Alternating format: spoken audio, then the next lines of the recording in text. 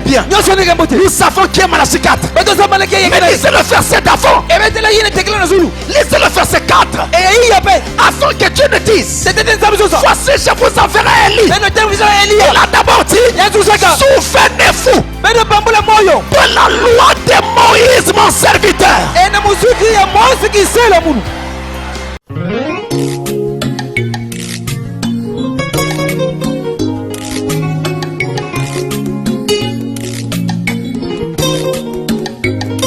Souvenez-nous, oh mon Seigneur, souvenez-nous, oh mon Jésus, comme un des pierres dans la pyramide, qu'aucun rasoir ne puisse nous séparer. Seigneur, souvenez-nous, souvenez-nous pour Jésus.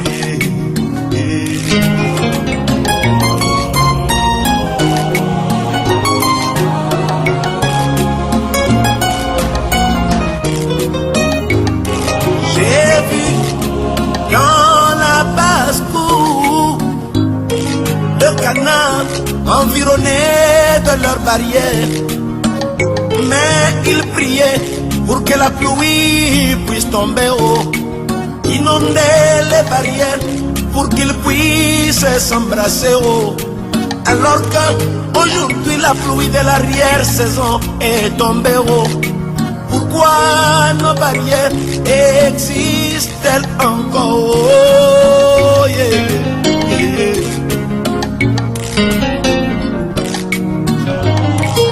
Demande-moi, oh mon Jésus, et apprends-moi à m'aimer, oh yeah. Dieu notre Père Céleste,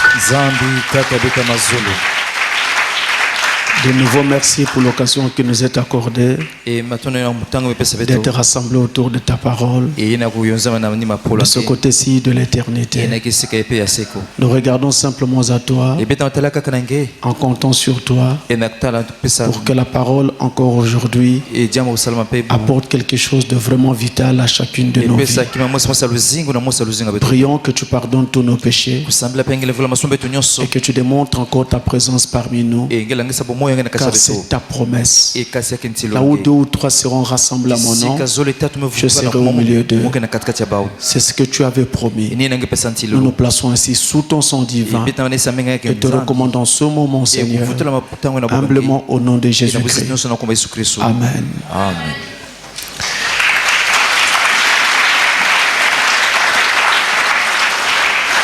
Je vous salue tous au nom du Seigneur Jésus-Christ. Nous nous levons pour prendre nos Bibles. Joël chapitre 2, versets 23 à 28. Joël 2, 23 à 28, notre passage habituel dans cet enseignement.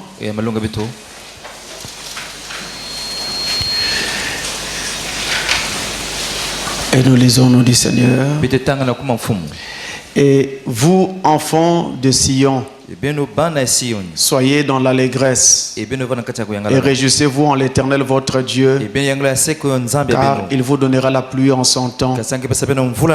Il vous enverra la pluie de la première et de l'arrière-saison comme autrefois.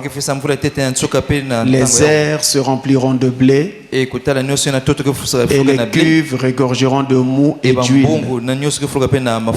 Je vous remplacerai les années qu'ont dévoré la sauterelle, le gelec, le asile et le gazam, ma grande armée que j'avais envoyée contre vous. Vous mangerez et vous vous rassasierez et vous célébrerez le nom de l'Éternel votre Dieu qui aura fait pour vous des prodiges. Et mon peuple ne sera plus jamais dans la confusion. Et vous saurez que je suis au milieu d'Israël, que je suis l'Éternel votre Dieu et qu'il n'y en a point d'autre. Et mon peuple ne sera plus jamais dans la confusion. Après cela, je répandrai mon esprit Saint-Esprit sur toute chair. Vos fils et vos filles prophétiseront. Vos vieillards auront des songes. Et vos jeunes gens des visions. Amen. Amen.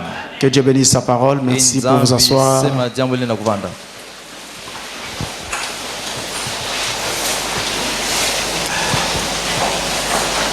Nous sommes sur la pluie de la première et de l'arrière-saison. C'est notre étude. Nous avons commencé par voir d'abord le mystère concernant ces deux pluies en particulier. Et nous avons essayé d'apporter certains détails pour permettre à chacun de distinguer parfaitement la première pluie de la seconde pluie. Ensuite, nous avons parlé de la répartition prophétique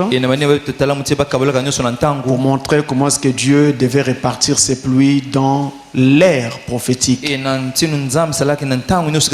jusqu'à ce qu'on arrive à la consommation, c'est-à-dire à la fin. Donc, ces pluies devaient être réparties. C'est ce que nous avons étudié dernièrement. Aujourd'hui, nous ne voulons pas perdre du temps. Nous allons avancer en étudiant le mystère touchant donc les deux pluies dans la même saison. Les deux pluies dans la même saison. Parce que c'est aussi l'une des promesses qui avait été faite quand on a parlé, quand on a annoncé la venue des pluies dans la dernière saison. Il était annoncé que ces pluies tomberaient en même temps. Alors nous voulons étudier cette partie aujourd'hui. Les deux pluies dans la même saison. Mais je dois rappeler très rapidement, pour aider tout le monde à avoir l'équilibre qu'il faut, que nous avons ici ce qu'on appelle la première pluie et nous avons ce qu'on appelle la seconde pluie. La première pluie est encore appelée la pluie de la première saison. Et la seconde pluie est encore appelée la pluie de la dernière saison. Pour parler de dernière saison dans le langage juif et biblique, on dit aussi arrière saison. Donc la seconde pluie, c'est la pluie de l'arrière saison ou la pluie de la dernière saison. La première pluie, c'est la pluie donc de l'ensemencement. Donc quand on a semé les premiers grains, alors la première pluie représente donc les premières eaux qui tombent pour arroser le grain qui vient d'être planté. Donc la première pluie, c'est la pluie de l'ensemencement. C'est la pluie des semailles. C'est donc la pluie qui est envoyée au moment où l'on plante. Alors que la seconde pluie, elle, c'est la pluie de la moisson. Donc elle vient au moment où on doit récolter le grain qui avait été planté. C'est la pluie de la moisson. Et vous comprenez donc que si nous ne sommes pas encore au temps de la moisson, on ne peut pas et on ne devrait pas parler de la seconde pluie.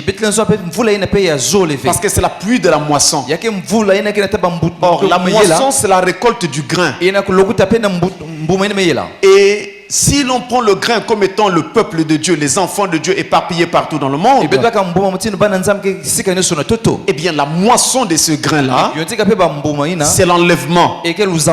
Donc la pluie de l'arrière-saison, c'est une pluie qui doit tomber avant l'enlèvement pour permettre donc au grain d'être prêt pour être moissonné. Est-ce que cela est clair maintenant? Je donne cela de façon vraiment simplifiée afin que ça soit clair pour tout le monde. Donc c'est cela, donc ces pluies.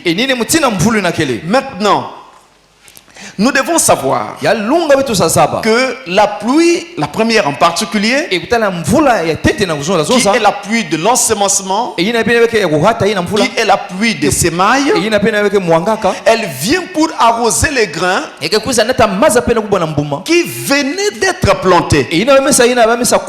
Donc ce sont là les premières eaux que l'on jette pour permettre aux grains qui viennent d'être plantés de germer. Et dans le plan du salut, il y a 3 types de semences qui ont été plantées. 3 types de semences. Et tel que nous sommes rassemblés ici, chacun de nous fait partie de l'une de ces semences. Alors, je ne sais pas de quel côté vous êtes, mais il y a 3 types de semences qui ont été plantées. Et toutes les églises que nous avons aujourd'hui sur la terre se trouvent dans une catégorie donnée. La vôtre, Soleil couchant tabernacle, se trouve où? Je ne sais pas. Il faut d'abord que je vous présente ces 3 catégories qui ont été plantées. 3 catégories de semences. Écoutez ceci. Dans la prédication, la parole parlée est semences originelles. La parole parlée est la semence originelle. Première partie, le paragraphe 200. Première partie, paragraphe 200. Écoutez ça. Très bien. Il y a eu 3 différentes sortes de semences qui ont été plantées. L'une dénominationnelle, Billy Graham. Il était le planteur de tête. Donc celui qui a conduit ce mouvement. Et Oral Roberts, pour les pentecôtistes, la semence pentecôtiste a été plantée. Je parle des organisations en ce moment. Et ensuite la parole a été plantée. Maintenant, vous devriez comprendre, mes amis, je ne veux plus en parler à moins que Dieu ne me le dise. Je désire que vous compreniez bien et clairement ceci. 3 semences ont été plantées.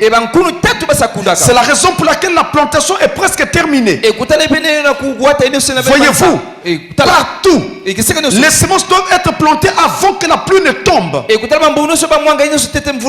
vrai? Ou sous d'autres aspects, l'esprit. Vous voyez? Il nous rappelle ici que les pluies symbolisent aussi l'esprit. Maintenant, vous n'allez peut-être pas être d'accord, mais attendez juste une minute. Les semences doivent être plantées. Et ensuite la pluie tombe pour arroser la semence. N'est-ce pas vrai? Maintenant je désire. Y a-t-il quelqu'un ici qui comprenne l'hébreu? Qui connaissent les mots d'hébreu? Très bien, vous chercherez cela si vous le voulez. C'est alors qu'il donne le nom hébreu pour la première pluie. Le mot mouré.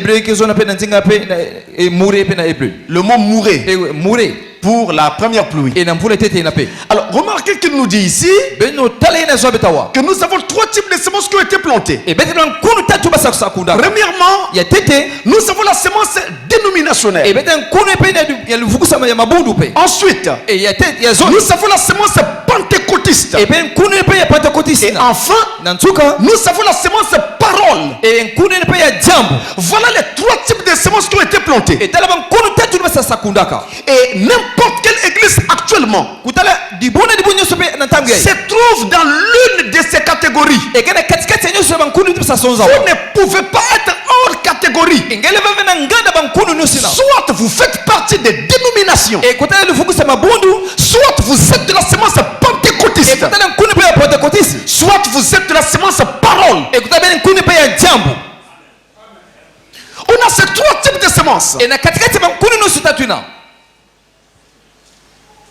Et tout au long de l'histoire, cela a été un peu comme ainsi. On avait ces 3 types de semences qui étaient plantées chaque fois.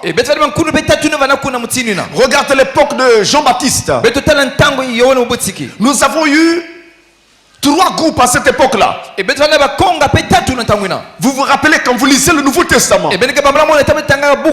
Ah oui, cette fois-ci, le Nouveau Testament ne peut plus être pour nous comme un simple roman. La Bible s'ouvre à présent. Vous avez lu à propos des Sadducéens. Vous avez aussi entendu parler des pharisiens. Ce sont des choses que vous lisez couramment dans votre Nouveau Testament. Et ensuite, nous avons eu de l'autre côté Jésus de Nazareth, avec son petit groupe de 12 disciples. Mais revenons. On a eu les Sadducéens. Ensuite on a eu les pharisiens. Et à la fin il y avait Jésus de Nazareth avec son groupe. Mais quand vous lisez la Bible, dans Actes des Apôtres chapitre 23, versets 7 et 8, il est dit, on est en train de faire la différence. C'est la Bible qui fait la différence entre les Sadducéens et les pharisiens. Et la Bible de dire que les Sadducéens ne croyaient pas à la résurrection. Les Sadducéens ne croyaient pas à l'existence des anges. Les Sadducéens ne croyaient pas au mouvement de l'esprit. Ils ne croyaient même pas qu'il y ait des esprits. C'est la Bible qui le dit. Je vous ai donné le passage. Donc les Sadducéens représentaient parfaitement le groupe des dénominations. Par contre, les pharisiens, eux, croyaient à la résurrection, croyaient à la visitation des anges. Ils croyaient à l'esprit. Et donc au mouvement de l'esprit. C'est le type des pentecôtistes. Et il y a un troisième groupe qui était présenté par Jean-Baptiste, celui qui a dit, voici l'agneau de Dieu qui ôte le péché du monde. Jean-Baptiste présentait le troisième groupe, Jésus, la parole. Voilà les 3 types de semences. Les Sadducéens pour les dénominations, les pharisiens pour les pentecôtistes, et Jésus la parole pour le groupe de la parole. Et même dans l'Ancien Testament, si nous y répartons un moment, à l'époque dans Genèse 18, quand le grand Elohim est allé visiter Abraham, il a pris 2 anges pour l'accompagner. L'un d'entre eux était Gabriel, l'autre Michael, et le troisième c'était finalement lui-même. Ils ont plus de chair humaine. Ils sont allés voir Abraham. Frère Branham a toujours dit que Gabriel symbolisait Billy Graham. Et je viens de vous lire qu'il disait là que Billy Graham était le planteur de tête chez les dénominations. Et il a toujours dit que Michael représentait Oral Roberts, le planteur de tête chez les pentecôtistes. Vous voyez, nous retrouvons ces 3 groupes. Gabriel pour les dénominations, Michael pour les pentecôtistes, et il y avait un troisième groupe, Elohim lui-même, la parole, qui n'alla pas à Sodome, mais qui resta hors de Sodome et resta avec Abraham, la semence élue. Michael et Gabriel allèrent jusqu'à Sodome et Gomorrhe, mais pas Elohim. Il n'est jamais rentré à Sodome et Gomorrhe. Il s'est tenu à l'écart de cela. C'est le troisième groupe, la semence parole. Nous avons ces 3 types de semences, et je ne sais pas de quel côté vous êtes. Amen. Nous avons ces 3 groupes-là.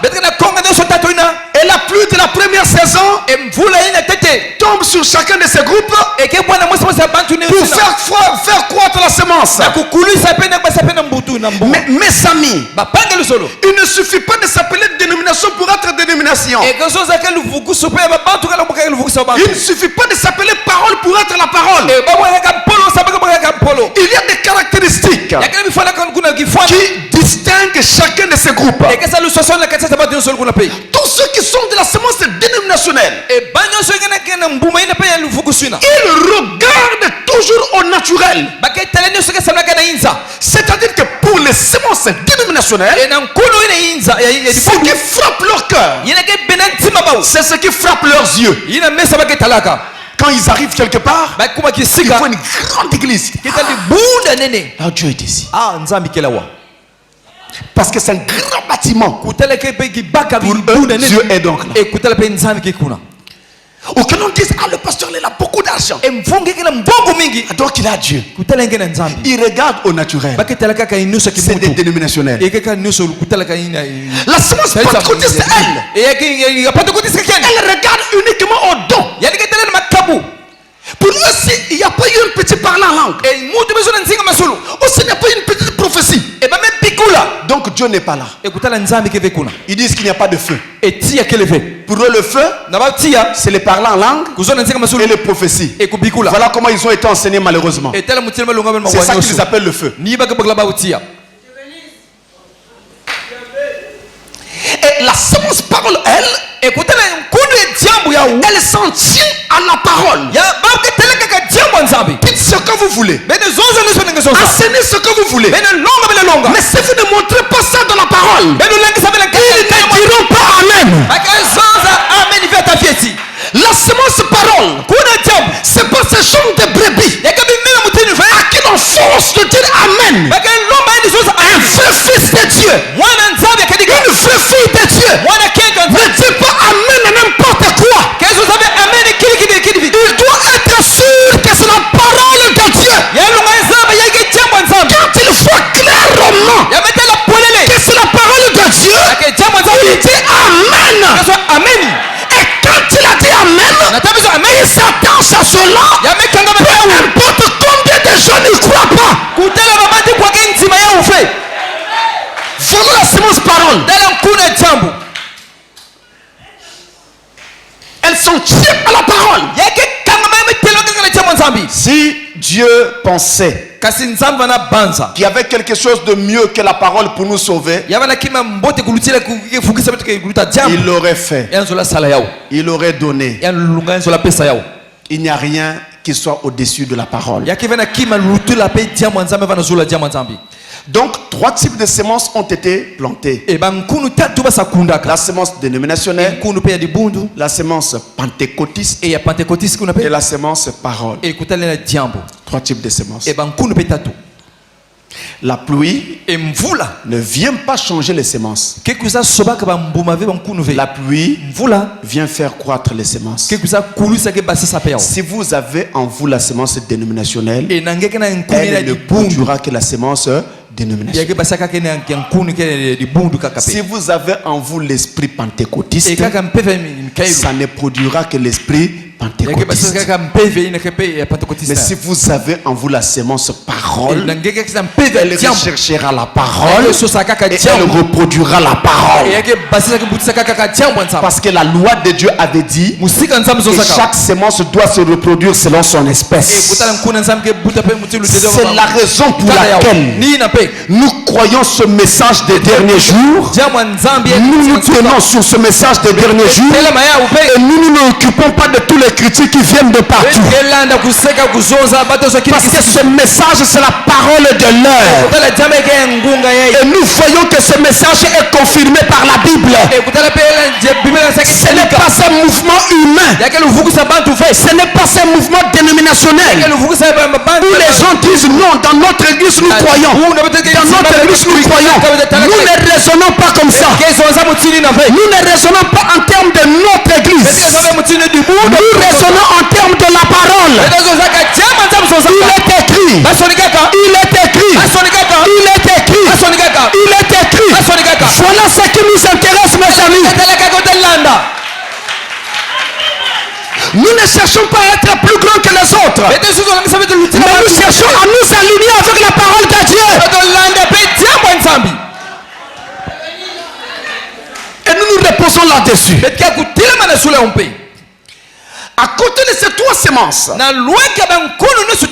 y a une autre vérité très importante que vous devez savoir. Matthieu 24. Le verset 32. Ce passage, vous avez aussi l'habitude de le lire. Mais nous le relisons ensemble. Écoutez ça. Matthieu 24, 32.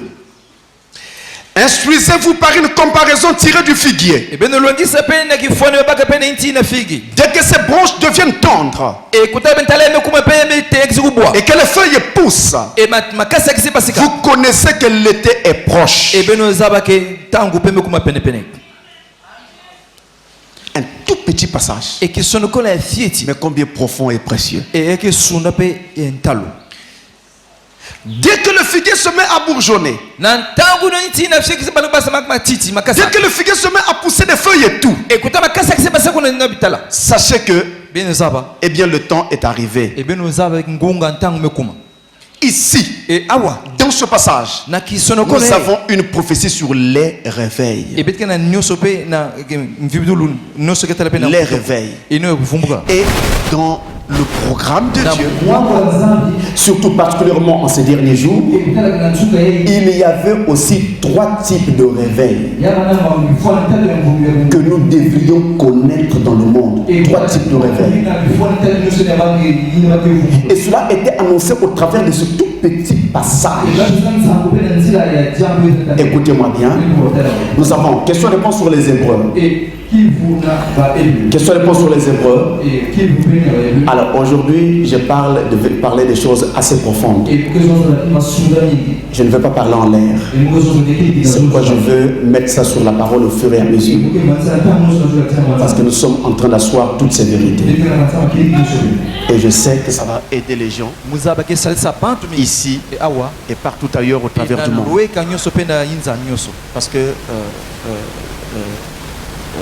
les pasteurs, mes amis, je le dis en toute humilité et pour la gloire de Dieu, avec tout le respect également pour tous les autres pasteurs qui font déjà un grand travail. Mais les pasteurs n'ont pas la même expérience sur la parole de Dieu. Il y a une différence. La différence vient de la différence des ministères, mais aussi des grâces de Dieu. Quand les gens m'appellent au travers du monde entier, c'est là où je me rends de plus en plus compte de cette réalité. Du monde entier. Récemment, j'ai même fait un service de délivrance, pas au téléphone. Je n'avais jamais fait une chose pareille. Ce que je craignais, c'est que quand l'autre personne va rentrer en transe de l'autre côté, je n'aurai aucun diacre pour s'occuper de l'affaire. Mais je n'avais pas de choix. J'étais obligé de le faire. Parce que quand j'ai commencé à entretenir cette âme, par exemple, je me rends compte que même lorsqu'on l'a baptisé, on l'avait plongé dans le sang repentance. J'ai crié au scandale. Je me suis dit, mais c'est quel message du temps de la fin? Comment on peut baptiser quelqu'un sans repentance? Alors vous comprenez que dans ces conditions-là, je n'avais vraiment plus de choix. J'étais obligé de tenter tout l'impossible qu'on pouvait faire. Donc j'ai fait un service comme ça au téléphone. Et quand on a commencé, après avoir fait tout le travail dans l'exhortation, après maintenant il fallait prier. Je lui ai donné un rendez-vous un soir. Après nous avons prié. Quand il est rentré en transe, c'est l'autre côté. Alors là, dans mon cœur, je comptais juste sur Dieu pour qu'il contienne tout. Et par sa grâce, Dieu a vraiment tout contenu. Donc, les pasteurs n'ont pas toujours la même expérience. Et il y a des choses. Je veux m'exprimer un langage plus simple. Vous voyez, si vous êtes un jeune enseignant, vous venez de sortir de l'université et vous devez aller enseigner des enfants. Vous êtes très enthousiaste. Vous vous mettez à faire tout ce que vous pouvez. Mais l'ancien Il connaît des astuces. Il connaît des raccourcis. Il connaît des choses là où il faut toucher. Et puis ça sera suffisant. Et donc quand il va prendre la même leçon, il n'a pas besoin de mettre tout un tas de baratins. Il va à l'essentiel. Et c'est ça toute la différence, mes amis. C'est pourquoi vous tournerez, mais ce n'est pas très évident que vous ayez toujours la précision que par la grâce de Dieu vous avez ici tout le temps. Je ne suis pas très sûr. On parlera. On va scander. Ils vont donner des slogans. Mais les détails, ce n'est pas très évident. Et c'est justement pour ces détails-là que je voudrais travailler vraiment aujourd'hui. Alors, nous prenons la prédication. Question et réponse sur les Hébreux. Deuxième partie. Le paragraphe 533. Paragraphe 533, il dit, Frère nous dit ici, mon frère, quand vous voyez les bourgeons du figuier pousser, je m'arrête un instant là. Regardez la manière dont le prophète prend la phrase et la met au pluriel. Il parle des bourgeons. Ne négligez rien. Tout cela compte. Quand vous voyez les bourgeons du figuier pousser, cette génération ne passera point que tout n'arrive. Regardez le réveil parmi les gens formalistes. Notez ça déjà.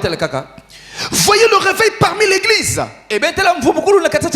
Voyez le réveil qui s'introduit avec les juifs. Ils s'attendent à la venue du Messie. L'église remplie de l'esprit. L'épouse. Les vierges avec l'huile dans leur lampe. Ils iront au repas des noces. Vous voyez? Frère Branham nous ressort ici 3 types de réveil. Nous avons le réveil juif. Ensuite, nous avons le réveil de l'église formaliste. Et enfin, nous avons le réveil de l'épouse. 3 types de réveil. Le réveil juif a conduit à la création de l'État d'Israël moderne. Avec leur drapeau qui flotte aujourd'hui. Le plus vieux drapeau du monde. Avec l'étoile à 6 branches de David. La nation est née. Ils ont été ramenés de partout, ils étaient dispersés. Et cette nation est aujourd'hui formée. Installée en Palestine. Ils attendent la sonnerie de la 7e trompette, qui va donc leur révéler que le Jésus qu'ils avaient rejeté, c'est bel et bien lui le Messie. Ils attendent donc la 7e trompette, 7e trompette qui sera Élie et Moïse, les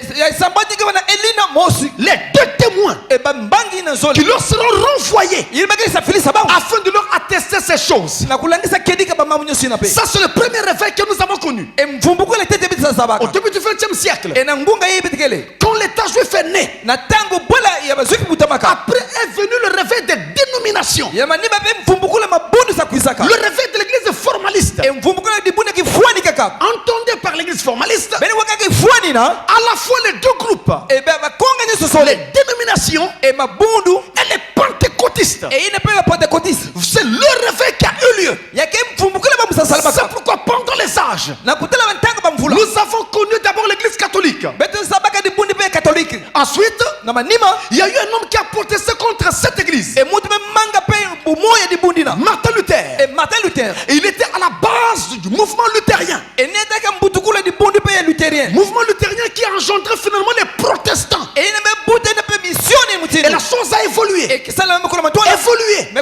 Jusqu'à ce qu'on arrive au mouvement des Wesleyens. Donc les méthodistes. Et en passant, les témoignages l'armée du salut, qui tous les deux sont dans le mouvement de John Wesley. Je ne sais pas si eux-mêmes le savent toujours. Il est important qu'un enfant sache d'où il vient. Qui est son père? Qui est sa mère? Pour savoir où il va. Et donc là, c'était les dénominations qui étaient en feu, en vogue. Elles se multipliaient. Église après église. Église après église. Il y en a eu plusieurs. Jusqu'en ces derniers jours, quand va apparaître le dernier messager, Élie le prophète, qui est venu avec un message simple, précis, pour l'épouse de Christ. Et là, c'est alors le réveil de l'épouse qui a commencé. Trois types de réveil. Il faut même noter que si nous pouvons dire que le réveil de l'épouse a commencé avec Frère Branham, mais en détail, ce n'est pas exactement vrai. Il était l'initiateur, mais le sommet de ce réveil doit être atteint maintenant avec le travail que doit faire les 7 tonnerres. Voilà où nous en sommes. 3 types de réveil. Et je rappelle le début de l'enseignement. Les pluies représentent la parole. Les pluies représentent les réveils. Les pluies représentent l'esprit. C'est en ce temps de la fin. Nous avons eu ces différents réveils-là. Le réveil juif, qui a aussi été entouré du réveil des nations. Parce que même les nations ont connu des réveils. Et c'est d'ailleurs ces réveils-là qui ont engendré des choses comme l'ONU, l'UNICEF, l'UNESCO et tout ce que vous connaissez. Ainsi que la naissance de grandes puissances. Au départ, les États-Unis n'étaient pas une puissance comme ils le sont devenus. Mais c'était le temps du réveil des nations. Mais à l'heure où nous parlons, ce n'est plus le temps du réveil des nations. Nous sommes à l'heure du réveil de l'épouse de Christ. Voilà où nous en sommes de la prophétie. Alors si on doit avoir ce réveil aujourd'hui, alors vous conviendrez avec moi que Dieu est obligé d'envoyer la pluie qui va avec. C'est là où nous sommes. Si vous connaissez dans quelle saison vous êtes, vous saurez exactement à quoi vous attendre. Et dans la promesse, il nous est dit que les 2 pluies tombent ensemble en ce temps de la fin. Je reprends la promesse. Je relis la promesse. Parce que ce ne sont pas des choses que vous entendez tous les jours. Ça sont des choses qu'on n'entend pas tout le temps. Relisons ça dans Amos chapitre 9. Le verset 13. Écoutez ça.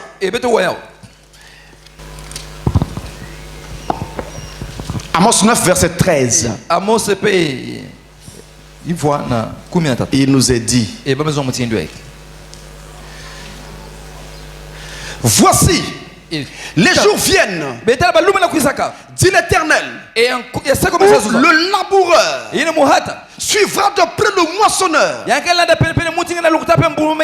et celui qui foule le raisin, celui qui répand la sémence, où le mou ruissellera des montagnes et coulera de toutes les collines. Les jours viennent. Il annonce ce qui arrive au temps de la fin, où le laboureur suivra de peu le moissonneur, le moissonneur suivra de peu le laboureur, celui qui laboure va s'aimer ensuite, et il aura besoin d'une première pluie. Celui qui moissonne doit attendre normalement que le grain arrive à maturité, et il aura besoin d'une deuxième pluie, la pluie de l'arrière. première saison. Mais dans la promesse, on nous dit les deux se suivront. Les deux vont tomber dans la même saison. Nous aurons ces deux pluies à la fois en ces temps de la fin. En d'autres termes, en ces derniers jours, je fais un travail double. Il plante et il fait arriver à maturité. Et quand vous quittez le monde, vous venez à la parole. Je plante la parole dans votre cœur. Mais il arrose aussi pour l'amener à maturité, pour vous amener à l'adoption. Nous sommes dans cet âge-là où le message que vous recevez vous nettoie, vous sanctifie, vous baptise du Saint-Esprit et vous amène aussi à la maturité. C'est ça le message de ces derniers jours. À l'époque de Luther, son message n'amenait pas l'adoption. Son message vous amenait à la justification. À l'époque de Wesley, son message amenait à la sanctification. À l'époque pentecôtiste, leur message amenait au baptême du Saint-Esprit. En ce dernier jour, ce message fait tout. C'est-à-dire, même si vous venez de croire aujourd'hui, vous n'avez pas besoin d'envier ce qu'il a crié à longtemps. Parce qu'aujourd'hui même, je peux te baptiser du Saint-Esprit là où tu es. En un seul culte, en un seul culte, je te justifie, il te sanctifie, il te baptise du Saint-Esprit.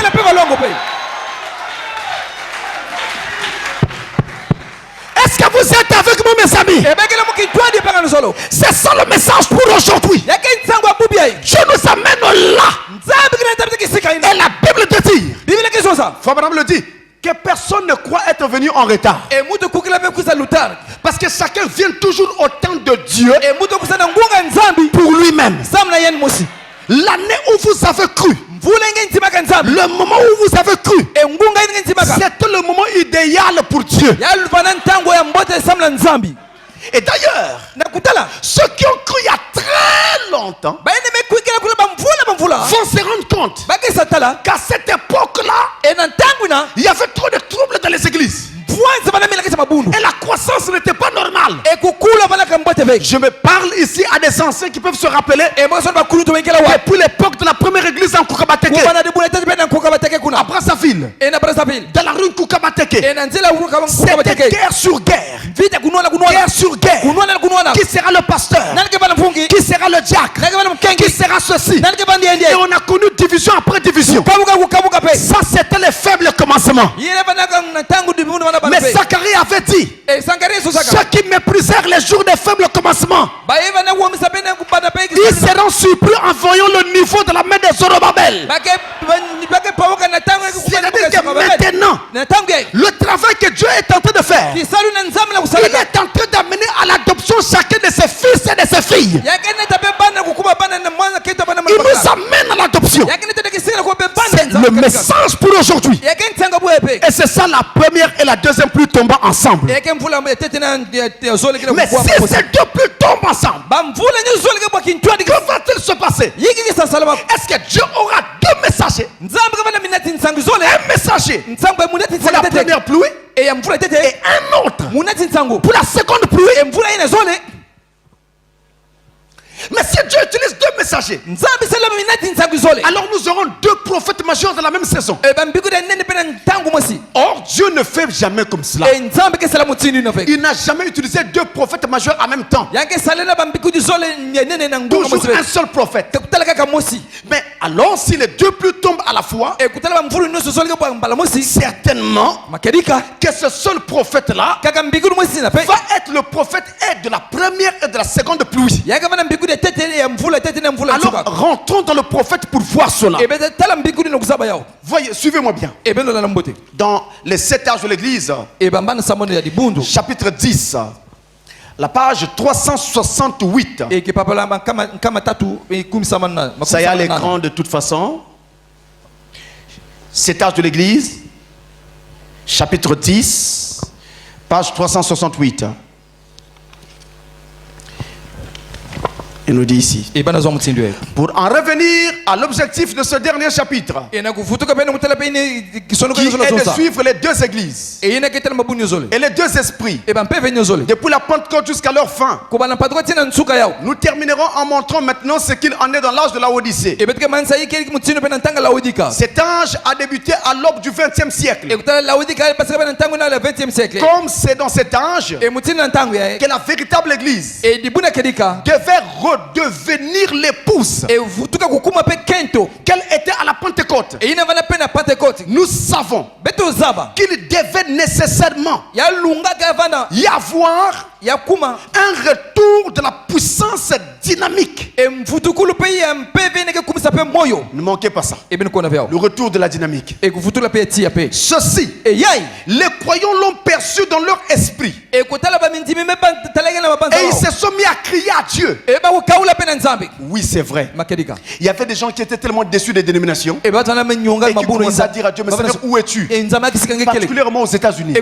Avant même que William Branham n'apparaisse. D'ailleurs, une fois, il est rentré dans une église. Il a fait un travail. On lui a demandé, mais en fait, quel est ton véritable nom? Quand il a décliné tout son nom, l'ancien est allé, il est reparti dans les archives.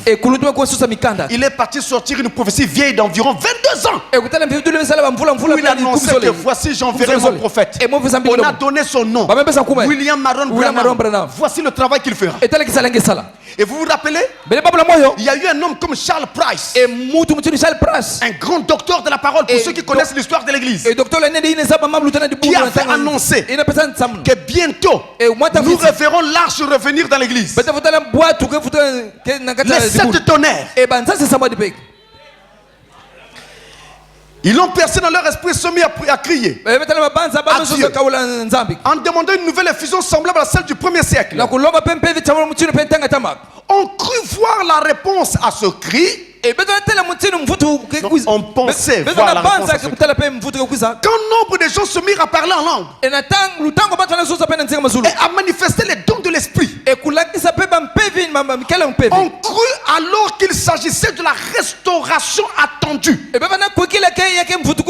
Depuis si longtemps, ce n'était pas le cas, car la pluie de l'arrière-saison ne peut venir qu'après la pluie de la première saison, qui est la pluie du printemps, celle de l'enseignement, la pluie de l'arrière-saison qui vient ensuite, c'est la pluie de la moisson. Comment ceci aurait-il pu être la chose réelle alors que la pluie de l'enseignement n'était pas encore venue? Le messager prophète qui devait être envoyé pour enseigner les gens et pour ramener le cœur des enfants au Père de la Pentecôte n'était pas encore venu. Ainsi, contrairement à ce qu'on pensait, la restauration et la dernière vivification pour l'enlèvement n'était pas venue. C'était plutôt un mélange où les injustes avaient part à la bénédiction spirituelle et aux manifestations du Saint-Esprit, comme nous n'avons cessé de le montrer. La puissance démoniaque y avait aussi un rôle, puisque les hommes étaient sous l'empire des démons sans qu'aucun ne semble s'en rendre compte. Ensuite, comme preuve que ce n'était pas le vrai, ces gens, avant même la venue d'une seconde génération, se sont organisés. Ils ont rédigé leur doctrine contraire à l'écriture et élevé leurs propres barrières, comme tous les groupes qui les avaient précédés.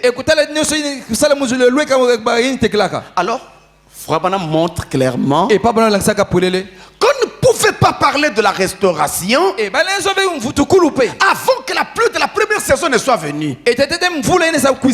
Pluie de l'enseignement et qui devait donc ramener les gens à la foi apostolique.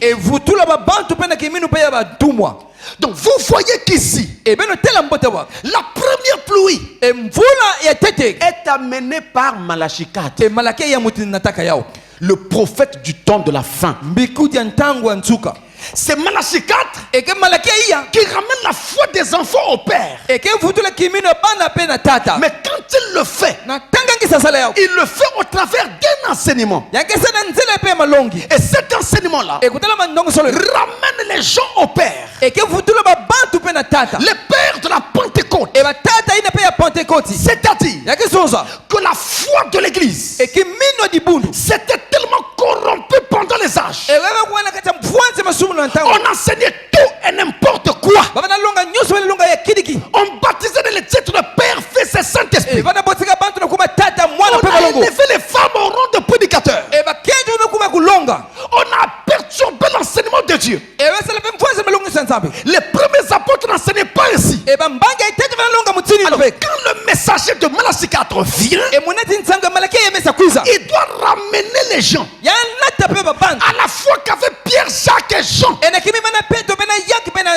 au commencement. Et quand il fait ça, c'est la première pluie qui est en train de tomber, ramenant les cœurs à la parole, ramenant les gens à la foi de la Pentecôte. C'est ainsi que maintenant nous croyons que le seul véritable baptême, c'est au nom du Seigneur Jésus-Christ. Mais ensuite, on ne vous met pas de gouttes sur la tête. On ne vous asperge pas. On vous immerge. C'est ça le vrai baptême. Nous croyons qu'il n'y a pas trois dieux. Il n'y a qu'un seul Dieu qui a joué trois rôles. Le rôle de Père, le rôle de Fils et le rôle de Saint-Esprit. Mais un seul Dieu. Nous croyons que l'eau bénite c'est du diable. Nous croyons que le sel béni n'est pas dans la parole. Nous croyons que les premiers apôtres croyaient que Jésus était leur Dieu. C'est ça le fondement. Le messager de Malachie 4 nous a ramené là. Yeah. Quand nous saluons l'église, nous nous contentions de ce que disait l'église. Mais c'est Malachie 4 qui est venu nous apprendre qu'on ne doit pas se contenter de ce que dit l'église. On doit regarder à ce que dit la parole de Dieu. La véritable foi, ce n'est pas celle qui repose sur l'église, mais c'est celle qui repose sur la parole de Dieu. C'est Malachie 4 qui nous a amené ça. Il nous a ramené. Il a fait le premier travail. Et donc, il a semé pour la première pluie. Et notez bien, en semant pour la première pluie, qu'est-ce qu'il fait? Il ramène les gens à la foi apostolique. Autrement dit, ce messager-là accomplit Malachie 4. Je vois des gens qui s'agitent et qui se donnent des titres farfelus. Prophète des nations, alors que ce ne sont que des prophètes de village.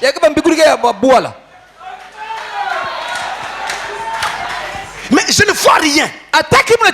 Le messager qui devait venir ramènerait les gens à la foi apostolique.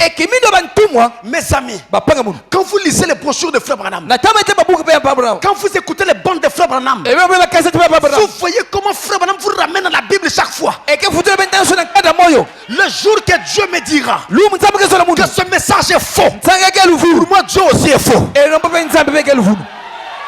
J'arrête de prier, je mets la Bible de côté, je rentre dans le monde. Parce que où est-ce que vous allez me prendre? Où est-ce que vous irez me déposer? Après avoir entendu un message si riche, je vais aller m'asseoir où?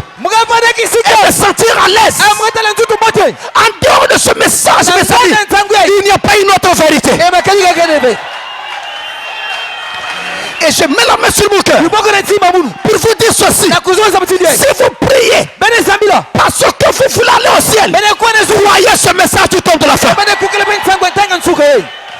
Ce message est venu sur la confirmation d'un ange. Malachie 4. Il était dit, voici je vous enverrai Élie le prophète. Il ramènera le cœur des pères à leurs enfants. Tout ça c'est bien. Nous savons qui est Malachie 4. Mais lisez le verset d'avant.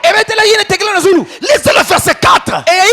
Afin que Dieu ne dise, voici je vous enverrai Élie. Il a d'abord dit, souvenez-vous de la loi de Moïse mon serviteur.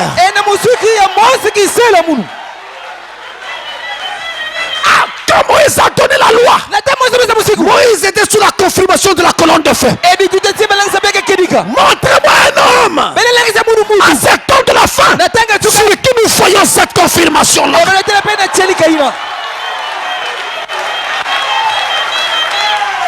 C'est ça le message des derniers jours. Alléluia. Amen, amen, amen. Malachie 4 plante pour la première pluie. Donc ce dernier messager, le 7e ange, le messager de l'ange de Laodicée, qu'est-ce qu'il fait quand il est en train d'accomplir Malachie 4? Il est là en train de semer pour la première pluie. Il est là en train de déverser la première pluie. Et la première pluie, c'est le retour à la foi apostolique. Voilà la première pluie dans cet âge. Le retour à la foi apostolique. Voilà votre première pluie aujourd'hui. Quand ce ministère a commencé à prêcher, ramenant les gens à la foi apostolique, il était en train de donner sa première pluie. Et d'ailleurs, vous allez même remarquer, quand vous croyez le message, au début là, il y a un zèle qui vous prend. Vous commencez à voir des fautes partout dans les dénominations. Oh, ça c'était une erreur. Oh, ça on ne savait pas. Oh, ça c'est une erreur. Oh, ça c'est une erreur. Pourquoi? C'est le retour à la foi apostolique. Et c'est ça qui a fait que les gens disent de nous.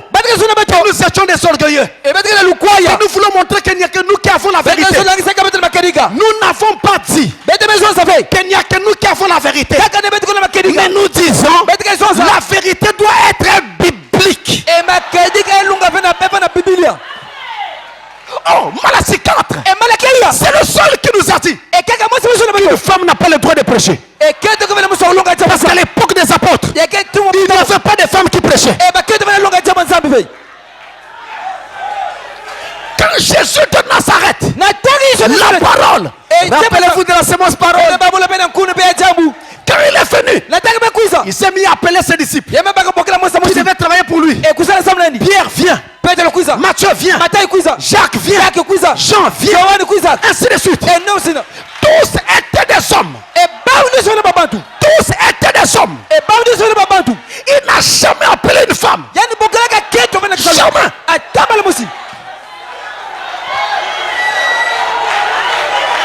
Mais il y a une chose qu'il a quand même faite. Il a appelé un démon.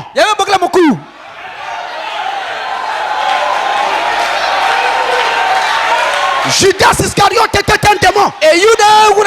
C'est moi qui vous ai choisi, dit-il. Vous les tous. Mais l'un d'entre vous est un démon. Le démon oui. La femme non.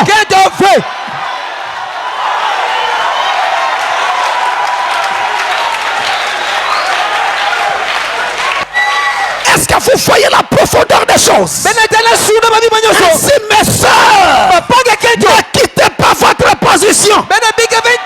Ne cherchez pas à être pasteur, diacre, protocole, et toutes ces choses-là.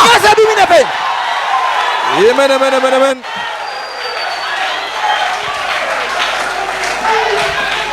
La